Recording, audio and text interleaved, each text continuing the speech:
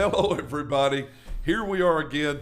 I'm telling you, we've been kind of laughing, goofing off a little bit here in the studio. So, what a great day. What an awesome day.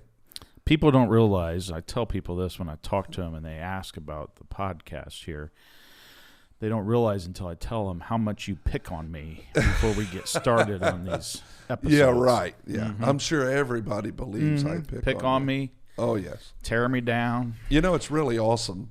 I mean, I was just looking at your jacket that you have on today. And, of course, most people are going to realize that it's kind of winter time, cold here, right? You can't tell that from being in this room.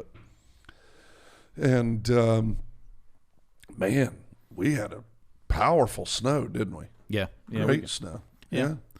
We don't get as many as we used to. But yeah, when I first moved here, we'd get like 5 inches, and then it'd be a couple of weeks you get 5 more, and then a week and you get 5 more. I mean, it layered on each other. Of course, it's just that cycle because other places are getting dumped on, getting pounded like we normally do. So we've had the cold, but not too bad. Yeah, you and I were in a conference down south, and it just poured the rain. I personally would rather have the snow than the rain, because then you've got ice. Yeah, we got a little bit of ice there. So we were in Tennessee doing a wellness conference down there, a wellness summit with a bunch of law enforcement officers, which was really cool, and people that represent law enforcement officers. Well, tell everybody, because some people may be watching, like family members and people that they don't really understand what that means, wellness. Yeah, so, one of the things that, I guess we've talked about it a couple of times, but that the profession has really done, definitely within the last 5 years, on a national stage, national platform, is placed to focus on officer wellness, meaning psychological, emotional wellness, not just physical wellness. Right. And I know they intertwine some of that too now, but most definitely. And so, which is all really good. But this summit was the first time, really, on a national platform that they have now folded in and allowed the opportunity to have a discussion on spiritual wellness, which is what we had the opportunity to be a part of, attend, and then also speak about as well. So I was able to speak about really faith and resiliency in the profession, and how do you have the resilient response of an officer in working through those things. So like we have talked about on here, right? A lot of people talk about post-traumatic stress, right? And especially with acute issues of trauma, psychological trauma, physical trauma. But we talked about the spiritual trauma.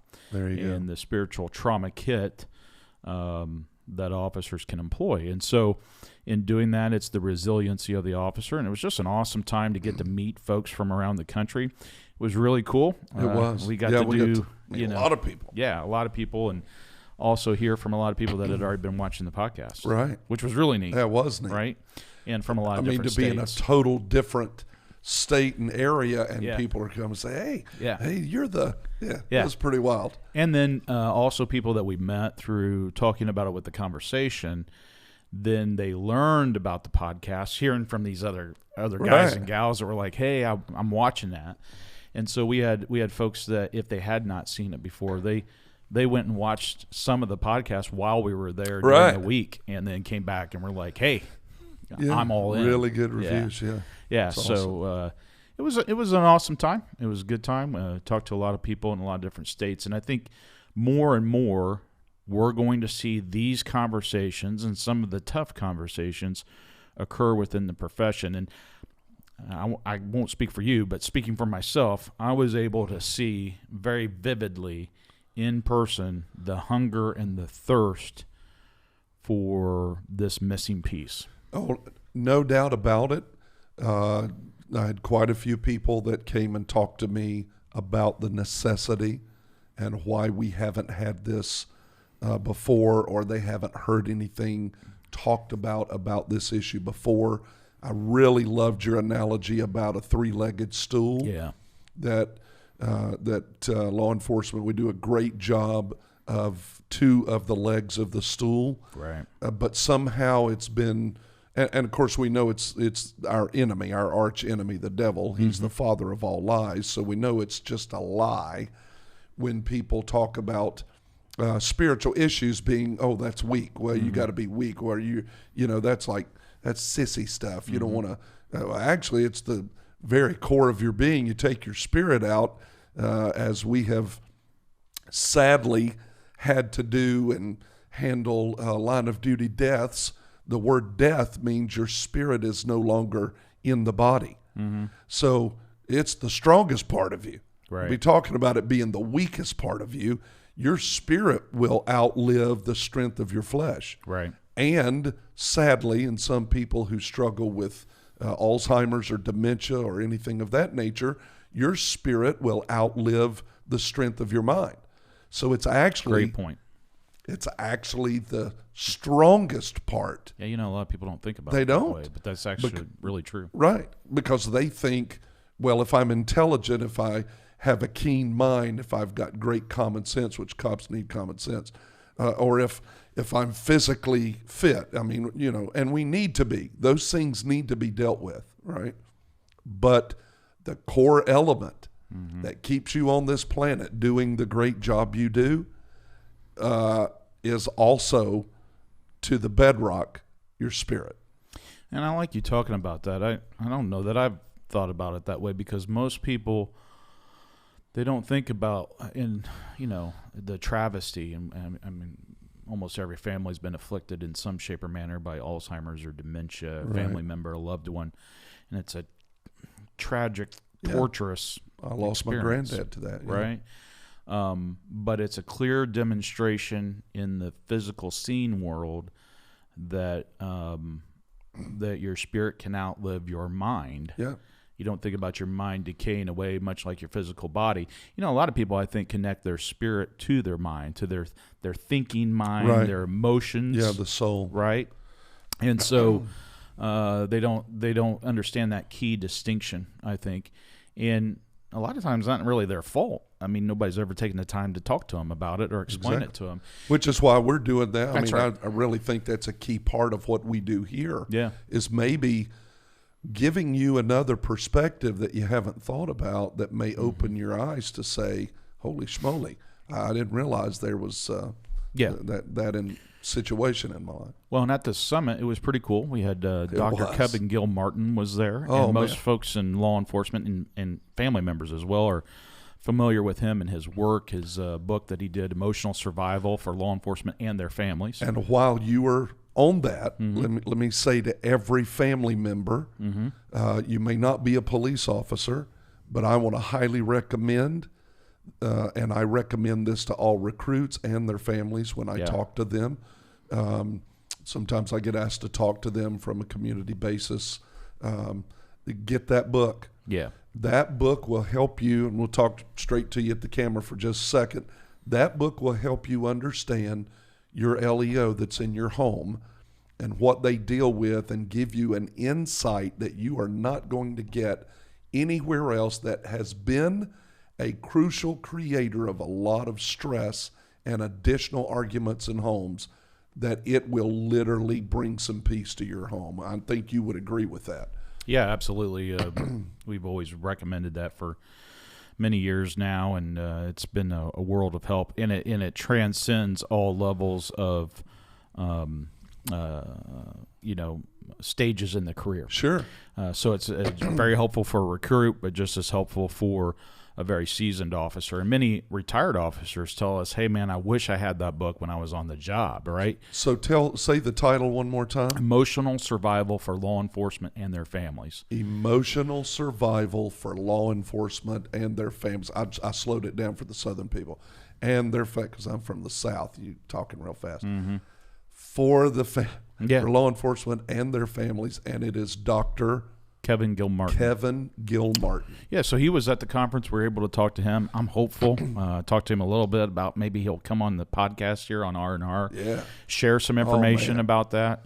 Not trying to put him on the spot, but no, I hope he does. Hopeful that can happen. He seemed to have an interest. But you know what was interesting, and I trust he doesn't mind me sharing this, he made very clear that, hey, the spiritual side isn't my wheelhouse of what I focus on. I'm on this emotional, psychological, but also metaphysical kind of realm as well. And like I shared with him, that's perfect, because we can have these kinds of discussions. Right. How do they interlock and intertwine? So shout out to Dr. Gil Martin, and it was awesome getting to hear him and see him and talk with him again. Hopefully we can have him on here sometime. Yeah, I hope so. We also got to hang out with some new buds, new friends. Yeah, so shout out to CJ from Florida. We had Donald from CJ, Georgia. hey, Donald. Alex from North Carolina. Yeah. Brian from Texas. Come on, who Brian. was really strong in the faith and really encouraging, and was a blessing just to hear feedback from him. And then Gregory and Nelson from Florida as well. Yeah. And then, of course, we had our good friend that we met, Dr. Phil. Yeah. Not that Dr. Phil, but he knows who he is. Really cool Dr. Phil from Mississippi and Tennessee. We had our dear friend, new friend, but that sat with us from New York. He was an officer retired from New York. Yeah. And was in Florida. And his accent was so funny. It was so awesome. You could tell he was a New Yorker. It was awesome. So it's awesome getting to get out and being able to be around folks again and interact. Absolutely. Present, speak, share some messages, some words of encouragement, but a message of hope. And, hopefully we can continue to do that. I think more and more what I'm seeing is not just in like the realm of our traditional law enforcement groups like the National FOP, the IACP, the Chiefs Association, some of the training associations and groups, as well as COPS, Concerns for Police Survivors. Right. Maybe opportunities where we can also present some of these just thought-provoking messages, but absolutely heart-provoking messages. A deeper level, or you could say just putting another leg under the stool. That's it. Yeah. That's it, right? Yeah. Because you can balance on two legs on a stool, but you can never let your feet come off the ground and put total faith. Here's the deal. You can never, ever rest your total weight. That's right. And burden and faith on a two-legged stool. Yeah, you need all three legs. That's right. For R&R, rest and relaxation there. And so when you truly, here's how you truly know you're walking with a great faith in your heart. When you can completely relax in great peace, that what you're resting your life in will hold you up. Billy Graham never fail. Reverend Billy Graham, I share this often in some of my public remarks. He had a great quote and talked about reclining your full weight on Jesus. That's saving faith. And that's really is what we're talking about with this right. three-legged stool. You can recline your full weight upon him. Yep. And we've talked about it before, right? Lay it all on him. Lay it all at his feet. I'm sitting on this chair right now. I could literally pull my feet up and tuck them under me and I have full trust that this chair is going to hold me up. This chair, though, is also built by faith. Took somebody believing that you could take metal and cloth and whatever this plastic leather-looking stuff, I don't think they're leather, and bearings and all this stuff, and they firmly believed that they could design and make this chair. Total faith. Yeah. But it's faith that I can then place my faith in. And even though I have nothing on the floor, that I'm not holding myself up at all, I can put my total faith in this chair. That's really what it's like to put your total faith in God and in the Word of God as a human being, as a law enforcement officer, as a military man, as a doctor, as a banker, as a lawyer. Yeah, as a lawyer. Be careful. Oh, I'm being careful. I got precious lawyer friends. They love God with all their heart, and they really do love us too. But I was just funning. All that, a precious mother who her greatest job, and oh, buddy, is it a tough job? She's at home raising the children, right? Taking care of the home, being a wonderful homemaker, I hate for people, especially ladies, who say, well, I'm just a stay-at-home mom. No, you're not. Especially if you're a law enforcement officer's wife, you're not just a stay-at-home mom. You are a prayer warrior, buddy, right? So, I mean, to do that, especially today when there's such a voice that women are less than if they stay at home and take care of the family and the children and do all that, you try it sometime. Yeah. Guarantee you'll be wanting to get back to the office in a hurry, right? Because that's hard work. When we are dealing with wellness, total wellness, that's why we came to do this podcast, because we want officers to be totally whole, well, not only from the outside and mentally, but also from the inside, because you really do live life from the inside out. Well, it's also how you build resolve. And that's a word we don't talk about a lot. Yeah. But we really, and I mean that collectively as a society. Yeah.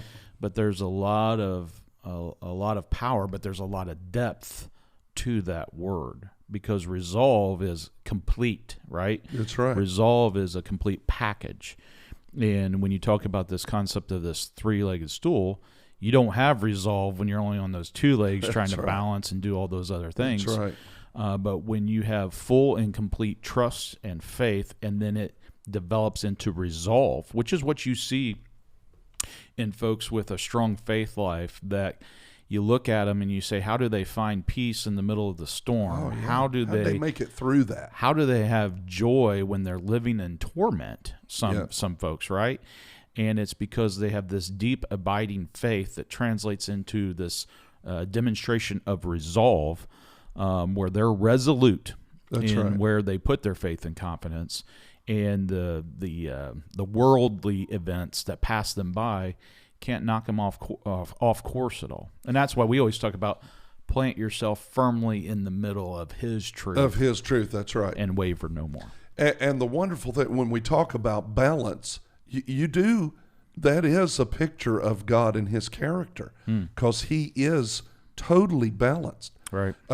Just so you know, and to the world, I would say, law enforcement officers, police officers, sheriff deputies, those who serve the law are also, I have found, to be balanced in that, yes, they're there to uphold the law of the community, which actually comes from the law of God, what's right, to stand for those who can't stand for themselves, the elderly, the children. But man, I've also seen officers come and be totally filled with compassion, mercy. I'll never forget, it's etched in my mind, where there was a car accident, car's upside down, mom and dad were pulled out of the car. The car, actually, it's a personal story of mine, because we watched it. I watched this car lose control in the median on the interstate, past my truck. I was doing 70, past my truck. I had 2 little boys in the truck at that time. This guy's accelerator stuck, and he couldn't control the car, so to keep from hitting us and hitting anybody else, which would have killed them all. It was a big 18-wheeler coming on the other side of the road. That's why I was in the passing lane. He came up on us so fast, I never saw him in my rearview mirror.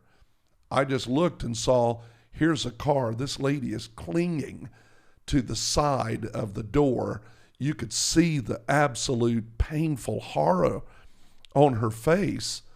And the guy is just as scared in the drive. I can look down and see, and I'm like, what in the world is this guy doing, passing me in the median on 74 coming from Cincinnati?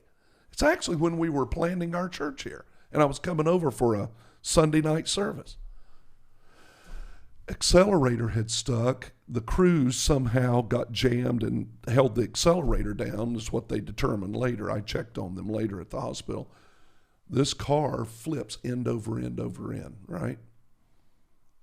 Guess who's in the back seat? And a little boy in his car seat. Car ends up on its top.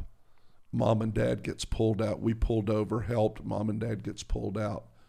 Little boy in the car seat never woke up, upside down, hanging by the straps, right? But you should have seen the police officers that were there, right? Right. They're there. I'll never forget, it's etched in my mind, this big, huge, burly cop, right? I mean, massive, big shoulders, big, kind of guy that you would not want pulling you out of your vehicle or going sideways. And he's got this little boy. When he gets him out, he's got this little boy.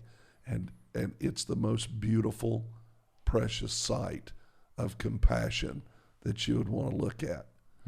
So, yes, officers can come through your door and handle business.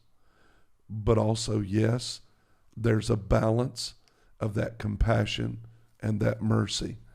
I know you've seen it many times, so have I, where officers have to take a break, walk away, turn their back on the scene, and they're having a moment, right? Well, you know, a friend of ours named Bill Westfall, he teaches a lot on leadership in law enforcement, and there's another guy that I'd love to have on the podcast sometime. Great man. Love him. But he does a great block of instruction related to the book on Abraham Lincoln that's called Steel and Velvet. Steel and Velvet, yeah. And that's what the image is, right? It is this balance. Right. And especially for then applying that to officers of having that the steel, the resolve, right? The warrior spirit, the spirit, right? The steel, and then I guess the point I'm trying to make is then when you've got the velvet side, which is the heart, the care, the compassion, right? All together, that complete package is what makes the resolve. The resolve of the American law enforcement officer. That's why I keep trying to convey when we're talking to folks in the community, but also within the profession. Right. Just reminding our officers, why is it that you do what you do, man? Why is it that you do what you do, sister? Why are you... And then driving back to that. Because when you go back to why you're doing this and why you started it and what really drove you in that, it reminds you what's really important. And do you know that most officers that you talk to, if not all, will tell you that they did not start this job to go out and be the baddest, toughest, No, every one of them, I want to help somebody. Yeah. Every one of them, it's a message of compassion and care. It's only after that first year that you start seeing, holy dogs, this is crazy out here, right? Right. And then that harder shell after you've seen all the things you've seen. I remember a scene where an officer, there was actually a young man, well, it was a boy, I think he was like 11 years old. He has mental disabilities and some physical disabilities, kind of a generic breakdown, and so and he is having a meltdown on the street. He's lost. He ran off, got distracted, lost sight of where his mom was.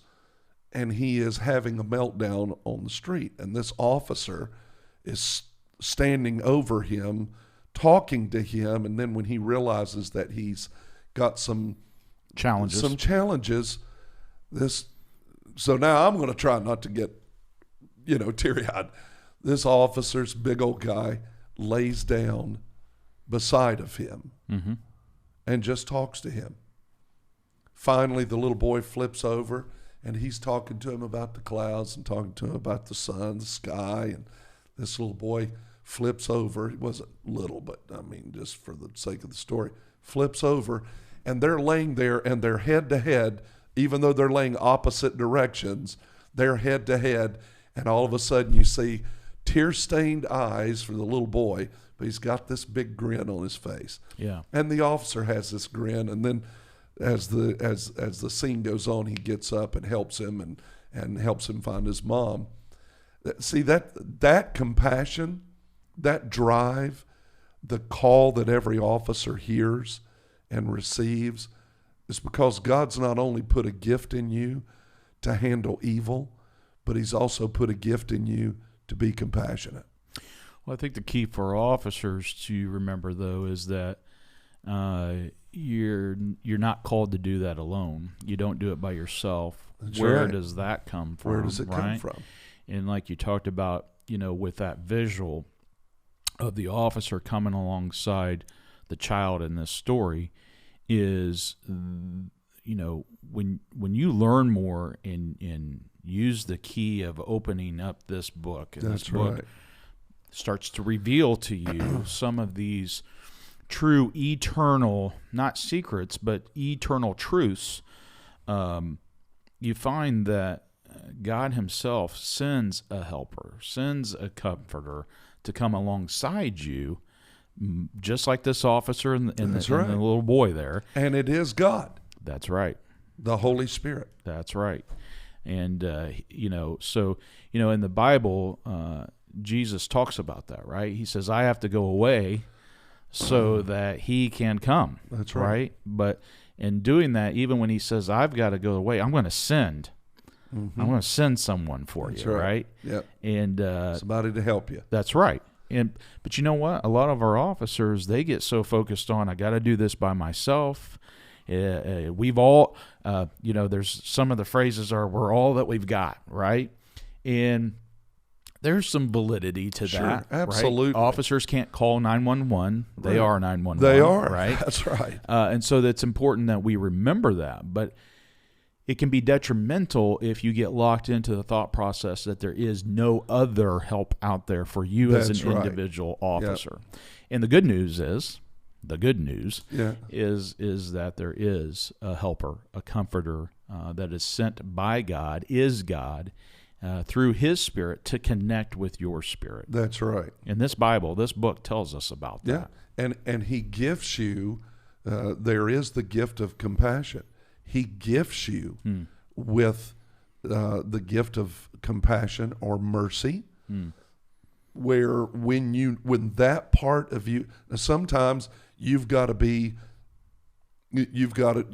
what you got to do, right? That's the phrase that we use. Hey, I had to do what I had to do. Sometimes it's to save your life. Sometimes it's to save others' lives. Yeah, you want to help somebody, but sometimes you've got to enforce the law, make an arrest, do those kinds of things. You've got to protect your own well-being. You've got to protect the well-being of the community. But then there's another part of that is having great compassion on a person's plight, seeing another human being and the breaking and the crushing that's taken place in their life. And that is the character of God. See, a lot of cops don't realize a lot of the things in their work character actually is God's character. Yeah, it's a reflection of it. They may not give him credit for it, but it's a reflection of God, of the character of God working through you that was put there so that you could have a propensity or a desire or answer that great call that you answered to be a law enforcement officer. Right. It's not just the career. It is a calling, and God doesn't call you without equipping you to be able to fulfill that call. Well, and the key piece that he equips you with is his own spirit, his own go. character. So in John chapter 14, the book of John, Matthew, Mark, Luke, John, fourth book of the New Testament. New Testament. New Testament. This is Jesus, his own words.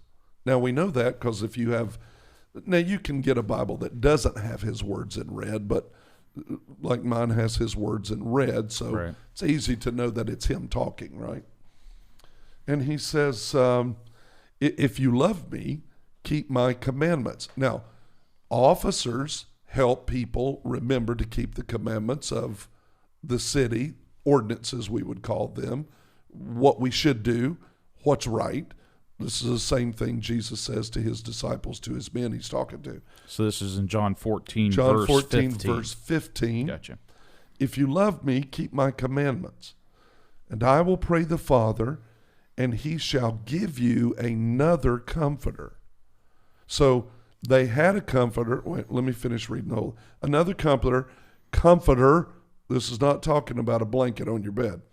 That he may abide with you forever, even the Spirit of truth, whom the world cannot receive because it sees him not, neither knows him, but you know him, for he dwells with you and shall be in you. So Jesus says, I'm going to send another comforter. So that means they've already had a comforter, and the men he's talking to are those who've been with him. Now, in my translation, it says helper. So helper, comforter. Helper, comforter. In the Greek, it would be the word Paracletos, which means one who comes alongside of. That's why that translation would say helper. Cops will key in on that. Yeah. They'll just let me share this. So a partner. This is just an aside. Do it. What's the Greek term? Parakletos. They'll all key in on that because they know something very similar to that, which is a brand of armor. Come on. Rifle plate armor consistently, but equipment, and it's called Paraclete. And so, there you go. You know, most officers would say, I never thought about where that came from. Do you think it could have something to do with this Greek term, Greek word, which means, again, the Greek word means comforter, helper, comes alongside stays close to you. Where does it go? Yeah. That's right. Yeah. That's great, man. Yeah. It wasn't Paraclete. It was Paraclete. Just making sure everybody. Right. No. But you know, it reminds officers that here again, a lot of what we do ties back to this word. That's right. Whew, we go deep when we start making parakeet noises, don't we? Well, not we. Yeah. Not we.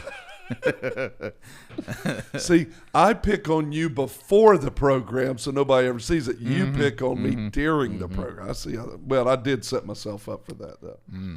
So he says, I will pray the Father, and he will give you another comforter that he may abide with you forever. I want you to look at me. Yeah. You're never, ever, ever, ever going to get rid of the Holy Spirit. Right. You may ignore him. You may not acknowledge him, which he says the world, that they don't know him because they don't see him. They only want something they can see. They only believe that something is helping them or there because they see it. So therefore, they don't use faith. Without faith, Hebrews chapter 11, it's impossible to please God. For first, you must believe that he is. Secondly, you must believe that he is a rewarder of them that diligently look for him or seek him. So with faith, right, again, you're reclining your full weight on him. When you do that, then he can receive you. That's right. And then you can receive him, support you, and be alongside you. For your entire career, he'll never abandon you. He'll never leave you. He'll never forsake you. And he will help you utilize every facet of what you're called to do when it's necessary. But he'll also embolden that and make it even greater than anything that you could try to do to develop it, even though you're going to use natural means to develop those skills. He comes with his super. You come with your natural, and God works in you to make a supernatural. I always like to say supernatural cop, right? So let's flush that out just a little bit more, because I know for a fact there's many officers that struggle with this, not just officers, but just fellow neighbors, right? That have been tragically hurt by another, or they hear what you're saying, but it makes them, if they're not as familiar with it, it makes them think of maybe a loved one, maybe a father, maybe a grandfather, a grandma, who cared and loved on them and did all these things and really made an impact in their life. And then that loved one passed, right? And, you know, they still struggle with that. They've never gotten off of that. They've never gotten over that. It's been a hang up in their life because they put their trust, they put their faith in this loved one who left them, who passed maybe took their own life, right? Yep. So they're tormented by that, and what they say is, they left me. Yep. They left me alone. Yep. They left me behind, right? Maybe you're a young child and your parents divorced, and you felt like one of your parents or both of your parents even left you, deserted you. The message that transforms folks is that when they've lived a life of that, and then they discover that by putting your faith in God, He sends His Spirit, He puts His Spirit inside of you, and from then on, you're never alone again. Never. Even ever. when you think you're by yourself, you're not. You're not. You're together with Him, and that's why when you pray, you're communing really via and with that Spirit in you. That's right. And that's a powerful, powerful thing, It's man. powerful. And I because want it's God. it transforms He people is when in they you. realize That's right. that you're never alone Never. again. That's His word. And even when this world deserts you, if you're an officer and you stood on those skirmish lines and riots and you felt like the whole community you've loved, poured your heart and soul in, turned their back on you, remember this. Even if your fellow officers weren't standing next to you at points in time, you were and are never alone. I mean, never alone. And that's the power when we say He's as close as the call of His name. That's the reason why He's as close as the call of His name is because He's alongside you. Now, if you push Him away or you say, I don't want you, I don't want to talk to you, I don't want to hear from you, right? Anger toward God. He's a God of free will, but He's as close as the call of His name. That's and so at some point in time, we use the phrase, there's no atheist in foxholes. That's right. We've talked about that before. It's not to say that people don't believe in God, can't serve, can't do all these other things. But at some point in time, when you're buried in it and you're in your foxhole and you got nobody else with you, you feel like you're alone, nobody else you can call upon, you can call upon the name of the Lord. Yeah, He never leaves. That's right. Because He is the breath you breathe. That's right. He never leaves. Now, this is why not acknowledging Him is so really bad for us, physically, emotionally, and spiritually. All right. Is because He's there. Without Him, you wouldn't have breath. But you choose not to acknowledge that He's there. Mm-hmm. He doesn't. You're not going to hurt God's feelings.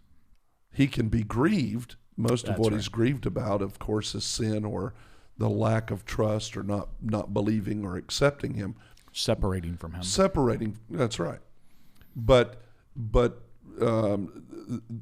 that's a grieving of knowing what's in your future.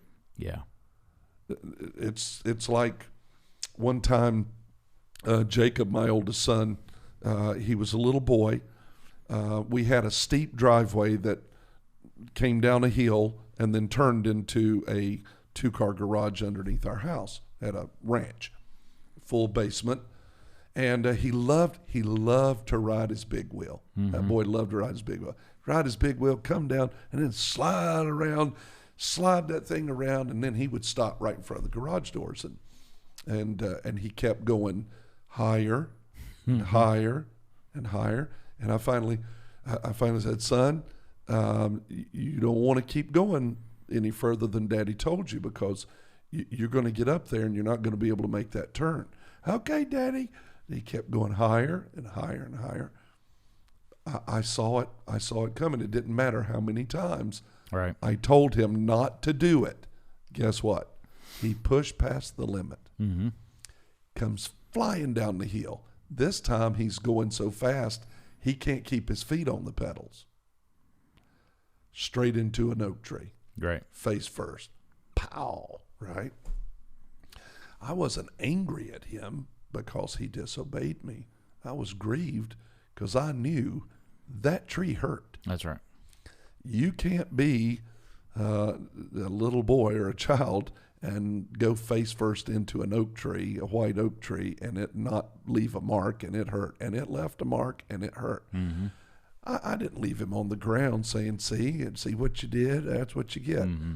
Man, I walked over as his father and picked him up, held him in my arms, patted him, said, son, that's why Daddy didn't want you to do that. I knew that was going to hurt. I'm so sorry for the pain. I couldn't take the pain away, because the consequences of smashing your face into a tree is that you got pain and leaves an scratch. impression. Oh, it did not leave one in the tree, I'll guarantee you. Well, he didn't do that again, right? Right. But he also knew that Daddy loved him and had compassion on him, even in a moment of his disobedience. I didn't run in the house. I got the worst son in the world. He's not smart enough not to face smash a tree. No, my presence was still there. I still love him. I'm still going to pick him up. But think about that. That's what God does. It happens in life with folks. That's right. They say now transcend that to their relationship or their view upon God. If God loved me so much, if my Father loved me so much, why would He allow that to happen to me? Yeah, right? That's right. Well, he does a lot to prevent it. That's right. But again, he is a God of free will. He wants you to choose Him. And if you choose not to follow His commands, yes. You could say suggestions, but commands of what He knows is best for you, there are going to be consequences. But it also doesn't mean that He leaves you after that. That's right. Just like you were, as close as the call of your name. That's right. And like we say, He comes running every time. Yes, every time. Every time. And I think that's important for people to hear. I think it restores their a right view. It turns them right side back up into how they view God. And the other key thing is, you didn't cause the bad thing to happen to your son. I actually tried to prevent it. Just like God doesn't cause bad things to happen in the world. That's right. There is a spirit of evil that does that. That's comes exactly to right. Kill, steal, and destroy. But God, who is life and life more abundant, He's got a spirit. He's got a spirit, the Comforter. And that's this one. So let's play that. So this may help some people. Let's play that out. Okay, there were natural circumstances involved. Right. Some things that happen on the earth are natural circumstances. Nature. They're laws of nature. Yep. Right? You jump out of a perfectly good airplane. Things go wrong. The force of nature is you're coming to the earth, my friend. Rapidly. And don't think there's a pillow thick enough. Right. Well, I take that back. We do know of one guy that free fell and landed in a net and survived. So first to ever do that, I believe. But if you and I did that and our parachute didn't open, we're in trouble, right? But he had faith in the net. But he had faith in the net. Come on. Mm-hmm. So there is natural circumstances, but the truth of what really brought that on was disobedience, was willful disobedience. Now, that's not the case for every bad thing that happens in life, but a lot of times. But there are consequences when you have. So when you're saying willful, that's reinforcing free will, the gift of free will. And it doesn't have to be necessarily the will of the person that becomes the victim of that circumstance. No. That's right. It can also be the willful disobedience of the person who perpetrates upon an innocent. We call them an innocent victim. That's right. Now, here's the thing. Nobody on this planet is truly innocent. That's the misnomer that we present in our human nature to absolve us from really giving an account for our life before God. Then we look at everybody on the earth and they're all innocent people, and why would such a loving God let innocent people get hurt? Well, first of all, you're really presenting a false narrative in that everybody on the earth is innocent. Mm-hmm. We are not. We're born into sin. Mm-hmm. Every human being walks on two legs, born of a woman, born of the water, which your water breaks, born of flesh. Every human being is guilty of the sin of Adam. None of us are exempt. So to start out a conversation about why would God let such great, horrible things happen to so many innocent people, you first have to correct the statement. We are not innocent. Well, here's a great counterpoint to that as well, that I share sometimes with folks when they get trapped in that line of thinking. If God is so compassionate, why would he allow such a horrible, tragic thing to happen to such a good person, right? I think there's a lot of value in just a counterbalance to that, to point out that God is so compassionate because really we all deserve way worse. Oh, right? That he lets the planet stand and function. And he gives us individually the opportunity to correct course, to come back to him. Thank you. So, a lot of times people get hung up on just the word sin. Sin is really just separation from God. Yeah. Really turning your back on God and saying, I know better. Hey, Dad, I know better. I can go a little bit further on this hill. Thank you very much. I'm just going to turn from your suggestion, your command here. Yeah, that was a suggestion. And then you have this bad outcome. The great news is that even after the bad outcome, in the middle of the storm or before, you can turn back to the Father. You can turn back to God. Amen. And allow his favor to shine upon you. That's right. He wants nothing but good for you. Yeah. That's why people run from this book, because they think it's just a book of rules and regulations. It's not. It's actually a book of instructions on how to prevent consequences and things that will come against your life that will harm you and hurt you. Yeah.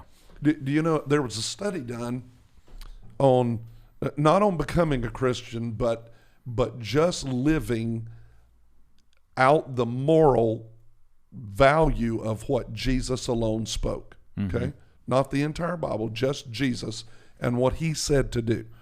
That if every human being just not because it was Jesus or become a Christian per se, but just live by the principles of the Bible, okay, that you would eradicate more than 50% of known diseases today in an instant. Mm-hmm. No time. Just in one instant, those diseases would be eradicated, because many of the diseases that have come upon mankind have come because of sin, have come because someone committed sin. Think about biological warfare, right? Where human beings release things on other human beings. Why is that such an atrocity? Because people are sinning against people and using disease to do it. Well, so let's talk about that, because again, people get hung up on the word sin, right? They think it's a judgment, your judgment call upon them. No, it is separation from God, turning your back to what is right and true. That's right. Right. So this same Jesus we talked about, yep. There were some pretty religious dudes tried to trap him, right. Tried to jam him up in some questioning. That's right. They weren't even playing good cop, bad cop. They were playing bad cop. That's right. And they were trying to jam him up whole life. And trick him and jam him up in their line of questioning to him. And they were asking him which is the most important commandments. Right. Not suggestions, commandments of God. That's right. And you'll recall what he said in that is love God. He boiled it down to two. And love your neighbor. And love your neighbor as yourself. Now, here's the great point to make in all that. And he said, if you do those two things, all the rest of the commands become fulfilled, because you can't do those two things. Those two things are requirements for the rest to occur. That's right. Well, so here's the point. When we're talking about sin, and even with bioweapons and war and all these other things, you can't have war without losing the love for your neighbor. You're warring against your neighbor, correct? Right. And so I just think it's important to keep it in that right perspective and not allow it to get lost in this philosophical or emotional response to the word sin, that it really is boiled down to you're just not following those commandments from the one who made you. Well, you missed the mark, right? That's it. So if you take officers out on the range, they go through it in the academy. You're teaching them how to military, the whole 9 yards. You get your shooter medal, your little rifle in the Army where you got down and you hit a target out. Really, this issue of sin is about missing the mark. It's about there's a target set before you, and if you don't aim at it, you don't hit it. Sometimes we aim at it and miss it anyway. Right. We aim high, we aim low, but we're really looking at the target. Some people miss it because they never aim at the target, right? That's right. They never hit it. They live a life of missing the target. It's not trying to denigrate people or stir up some kind of hurt or wound. It's like taking a scope and dialing it in so that the crosshairs are exactly where you want it and you hit the bullseye every time. God wants us to hit the bullseye every time. So much so that knowing we can't in our own humanness, he comes himself to live within us, to be the great comforter, the great helper, the great Paracletos, and lead and guide us so that when we say, like an instructor on the range, 2 clicks left, 1 click up, elevation, windage, we get that, and all of a sudden, all right, at your mark, boom, and you pull the trigger, and it hits the bullseye. You want to talk about, you feel great about that, right? Any rookie or any 25-year veteran that's got to go qualify for a week through the year or whatever, they're going to feel great about that. But you didn't do that by yourself. There you go. You had to have an instructor. In here again, that's the great reveal. Right. Is where we get stuck is we think we got to do it all by ourselves. And when we try to do it that way, by the way, we will fail every time. And then when we fail, right, then we blame ourselves, we blame others, we do all these other things. But the great news is you're never by yourself, therefore you don't have to do it by yourself. That's right. You call upon his name, you follow his commands, and if you mess up, you get back up and you try again. And you try again. Did you ever see in the academy, or have you ever seen in your years of law enforcement in the academy or going to qualify, where officers just break down on the range and say, "You're just so mean to me. You told me I hit below the target. Now I gotta turn my scope. My scope was just fine. I don't know why you have to mess with my scope all the time. Why are you picking on me? Why are you telling me I gotta adjust my scope? Why don't you adjust your instructing?" Yeah, they're generally gone after that. Right. What? My bishop was taught sniper school for the Marines out in San Diego. And he said this many times. I've never, ever had a Marine get mad and storm off the range because he said, I trained highly proficient people to handle and protect our nation and national security. Yeah. I've never had one of them ever get mad at me because I corrected them so they could hit the mark. Well, when people believe that the corrective action is for their benefit, right, to help them, they're always going to be receiving that. That's what we're talking about right today. Here. That's the right. Comforter comes alongside of you and helps us and keeps us strong and keeps us moving in the right direction. Can you, because we talked about this, but if you go up to verse 23, here's the point that we were just talking about. They're not suggestions; they're commands for how to live life. Right? Yep. Now, one of the disciples that was there around Jesus, they said, "How are you going to manifest yourself to us? How are you going to, and not this world that's choosing not to see you?" Right. What Jesus says there, he says, "If anyone loves me, he will keep my word." That's right. His word: love God, love your neighbors, and my Father will love him, and we will come to him and make our home with him. With him. That's right. Come alongside him. Whoever does not love me, does not keep my words, turns their back on me, right? Sin. And the word that you hear is not mine, but the Father who sent me. That's right. So he's telling you, and so the Father sent him, and then he goes away so that the Spirit can be sent to us. That's right. And it's given to us free of charge. Yep, free of charge. He's already paid it, right? That's right. He's already paid for it. That is right. Hey, I'll tell you, what a great and powerful thing to share today. What an awesome thing to share today. Well, it's a blessing, It and is. it's a blessing to me to remind ourselves of these great truths, and to remind ourselves that we're never deserted, we're never abandoned. We're never abandoned.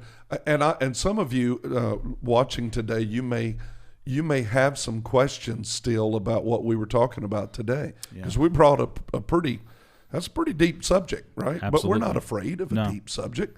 We're not shallow people. Well, everybody wants to talk about the warrior spirit and the spirit of the officers and all these other things. Hey, this is the Spirit of God that He sent to help you. That's right. You want to talk successful. about being a strong warrior? You can't get much stronger than the great King David. It's the range who was instructor. powerful. That's right. That's it's right. a range instructor. It's getting you dialed in. So if you have a question, there's sections underneath our podcast. You hit the subscribe button, hit that bell. Come on, share the views. But really, we'd also love to hear from you. So if you want to send us a question to answer about this, we'd love to answer it. Yeah, and I think people would see, if they look in previous episodes, we're pretty routine in replying to comments that are made on there personally. Yeah. And then, if you've got a question, then we might be able to answer it in the comments, but it also may be something that we can answer in a future podcast. I would love to do that. And speak directly to that question and that thought and concern. I think it's great. I'm thankful for the Holy Spirit. I am too. Oh my gosh. He has saved my life literally so many times. And I know we got to go. It's been a great podcast, but guys, we love you. Rick and I are thankful that you are watching. We pray over these every day, and our heart and life. We're just doing this because we love you.